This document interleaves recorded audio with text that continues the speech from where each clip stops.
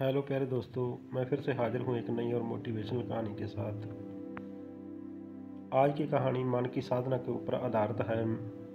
अगर इस कहानी को आपने पूरा सुन लिया तो ये निश्चित है कि आपके जीवन में बहुत बड़ा बदलाव आ सकता है। चलिए ज़्यादा देर ना करते हुए सुनते हैं आज की नई और मोटिवेशनल कहानी। इस वीडियो में अवचेतन मन की शक्ति का उपयोग करके जीवन में सफलता प्राप्त करने का रहस्य बताया गया है। चेतन मन तर्क वितर्क करता है, जबकि अवचेतन मन हमारी भावनाओं और विचारों को ग्रहण करता है। हमारी सोच ही हमारे जीवन को प्रभावित करती है। जहां सकारात्मक सोच से सफलता प्राप्त होती है और नकारात्मक सोच केवल असफलता लाती है। एक प्रसिद्ध गुरु अपने शिष्यों को समझाते हैं कि हमारा मस्तिष्क दो भागों में बंटा है, चेतन और अवचेतन। एक शिष्य द्वारा पूछे जाने पर कि क्या उनके भीतर कोई और है जो उनके कार्यों को नियंत्रित कर रहा है, गुरु एक कहानी सुनाते हैं। कहानी में एक धनी सेठ की हवेली का उल्लेख है, जहां हमेशा एक पहरेदार तैनात रहता है। जब भी हवेली में शोर शराबा होता है, पड़ोसी पहरेदार को समझाते हैं कि उसे कुछ करना चाहिए, लेकिन पहरेदार अपनी स्थिति समझाते हुए कहता है कि वह भी इन लड़ाइयों से परेशान है, लेकिन इसका कारण तो उसका मालिक है। ये बातें सुनकर पड़ोसी समझ जाते हैं कि पहरेदार की गलती नहीं है, क्योंकि वह केवल अपने मालिक के आदेशों का पालन कर रहा है। गुरु इस कहानी के माध्यम से बताना चाहते हैं कि हमारे अवचेतन मन को समझे बिना हम अपनी समस्याओं का समाधान नहीं कर सकते। जैसे वह पहरेदार अपने मालिक की बातों का पालन करता है, वैसे ही हम भी अपने अवचेतन मन को सकारात्मकता से भरकर अपने जीवन को बदल सकते हैं। यह केवल हमारी सोच पर निर्भर करता है कि हम अपने जीवन में सफलता की ओर बढ़ते हैं या नहीं। इस तरह शिष्यों को यह सीख मिलती है कि वे अपने मुस्कुराते मन और अच्छे विचारों को अपने अवचेतन में डालें, जिससे जीवन में सकारात्मक परिवर्तन आ सके। गुरु शिष्य को समझाते हैं कि चेतन मन और अवचेतन मन के बीच संबंध को समझने के लिए सही तरीके अपनाने होंगे। शिष्य अपनी समस्याओं के उदाहरण देते हुए कहता है कि कई बार उसने खुद को प्रेरित करने का प्रयास किया है, लेकिन फिर भी वह अपने निर्धारित कार्यों को समय पर नहीं कर पाता। गुरु उसे बताते हैं कि उसकी स्थिति ठीक उस पहरेदार की तरह है जो मालिक के आदेशों का पालन करने के लिए मजबूर है। ये बात समझाते हुए वह बताते हैं कि हमारा चेतन मन जो सच्चाई और बुराई को पहचानता है, अवचेतन मन के शक्तिशाली प्रभावों के आगे असहाय है। गुरु कहते हैं कि जब हम केवल अपने चेतन मन से काम करते हैं तो बदलाव स्थायी नहीं होता, क्योंकि यह बदलाव सिर्फ सतही होता है। असली परिवर्तन तब आता है जब हम अपने अवचेतन मन में सकारात्मक विचारों को स्थायी रूप से स्थापित कर लेते हैं। उदाहरण के लिए पौधे की जड़ों में पानी डालने की बातें की जाती हैं। यदि हम सिर्फ पत्तियों पर ध्यान देते हैं तो फल और फूल कैसे आ सकते हैं। इसी तरह जीवन में वास्तविक परिवर्तन लाने के लिए हमें अपने अवचेतन मन की गहराई में जाकर काम करना होगा। शिष्य अब गुरु से पूछता है कि वह अवचेतन मन को सही दिशा में कैसे प्रेरित कर सकता है। गुरु बताते हैं कि इसके लिए ध्यान, सकारात्मक आत्म संवाद और नियमितता महत्वपूर्ण है। जब आप अपने अवचेतन मन को स्पष्टता और दृढ़ता से संदेश देते हैं तो आप अपनी इच्छाओं को साकार कर सकती हैं। उन्होंने यह भी बताया कि आपके अवचेतन मन की शक्ति चेतन मन से 9 गुना अधिक होती है। इसलिए यदि आपने अवचेतन मन में अपनी इच्छाओं को स्थापित किया तो वे अवश्य पूरी होंगी। इस प्रकार शिष्य को यह समझ में आता है कि उसके प्रयासों को सफल बनाने के लिए उसे अपने अवचेतन मन को प्रभावित करना जरूरी है, ताकि उसके सपने और लक्ष्य सच में बदल सकें। गुरु के मार्गदर्शन में वह धीरे धीरे अपने अवचेतन मन की टोह लेने की प्रक्रिया में जुटता है। यह जानकार कि केवल चेतन प्रयासों से सफलता नहीं मिलेगी, बल्कि गहरे और स्थायी परिवर्तन के लिए अवचेतन मन की शक्ति का जागरूकता जरूरी है। गुरु ने शिष्य को आगे बताया कि जब मनोवैज्ञानिक किसी के मन की गहराई में जाने की कोशिश करता है तो वह हिप्नोटिज्म का सहारा लेता है। इस प्रक्रिया में व्यक्ति के अतीत की घटनाओं को उजागर करना संभव होता है। जब व्यक्ति हिप्नोसिस की अवस्था में होता है तब उसका चेतन मन पूरी तरह शांत हो जाता है, जिससे मनोवैज्ञानिक आसानी से जानकारी प्राप्त कर सकता है। गुरु ने समझाया कि हर व्यक्ति का अवचेतन मन गहराई से काम करता है, और अगर कोई इसे समझ ले तो वह न केवल अपने बल्कि दूसरों के मन को भी प्रभावित कर सकता है। शिष्य ने यह जानकर जिज्ञासा प्रकट की कि वह अपने अवचेतन मन को कैसे प्रभावित कर सकता है।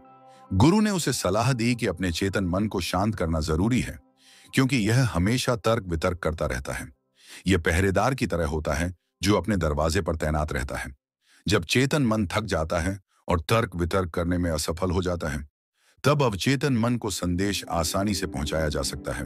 गुरु ने उदाहरण दिया कि जब मनोवैज्ञानिक लोगों को पेंडुलम या किसी अन्य साधन के माध्यम से हिप्नोटाइज करते हैं, तो वह अपने चेतन मन को एकाग्र करके उसमें प्रवेश करते हैं। इस प्रक्रिया में व्यक्ति अपने विचारों से मुक्त होकर नई जानकारी के लिए खुलता है। उन्होंने यह भी बताया कि बुद्ध ने अपने शिष्यों को महत्वपूर्ण बातें समझाने के लिए उन्हें बार बार दोहराने का उपाय अपनाया था, ताकि उनकी बातें अंततः शिष्यों के अवचेतन मन तक पहुंच सकें।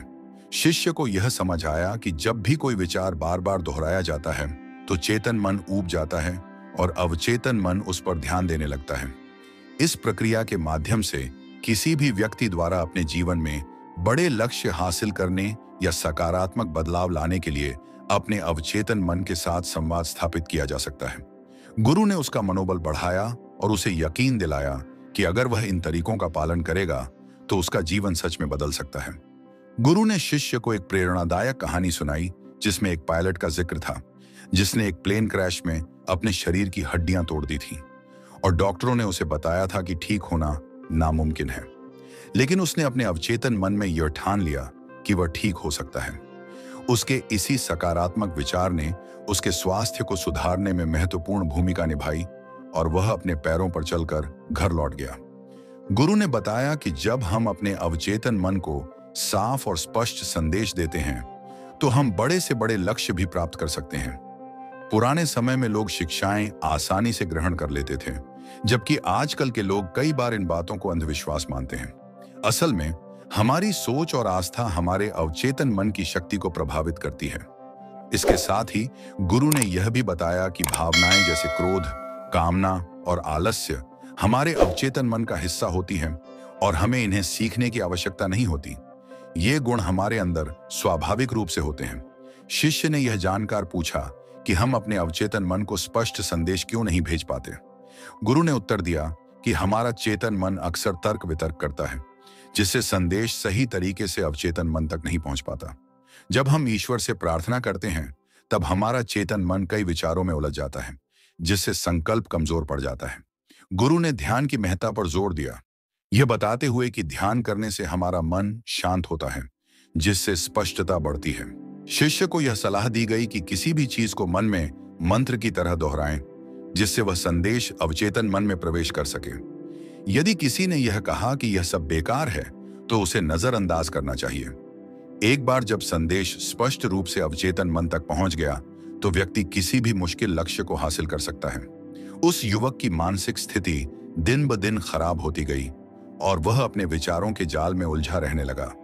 उसने अपने जीवन को लेकर निराशा और पश्चाताप का अनुभव किया, यह सोचते हुए कि उसकी मेहनत का कोई फल नहीं मिला। लेकिन एक दिन एक अनुभव ने उसके दृष्टिकोण को बदल दिया।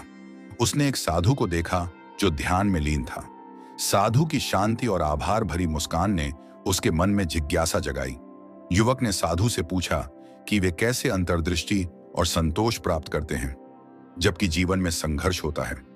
साधु ने उसे बताया कि मन में उठने वाले विचारों को नियंत्रित करने की कला सीखना जरूरी है।